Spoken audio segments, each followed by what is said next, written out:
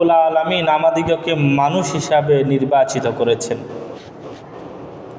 আল্লাহ পাক রব্বুল আলামিন যদি ইচ্ছা করতেন আমাকে আপনাকে মানুষ না বানাইয়া গরু, ছাগল, গাছপালা, মাছ সব কিছু বানাইতে পারতেন, কিন্তু আল্লাহ রব্বুল আলামিন আমাদিগকে সৃষ্টির সেরা জীব আশরাফুল মাখলুকাত হিসাবে আল্লাহ তাআলা নির্বাচিত করেছেন। শুধু তাই নয়, এই মানুষের মধ্যে সব চাইতে উত্তম মানুষ হিসাবে আমাকে আপনাদেরকে নির্বাচিত করেছেন।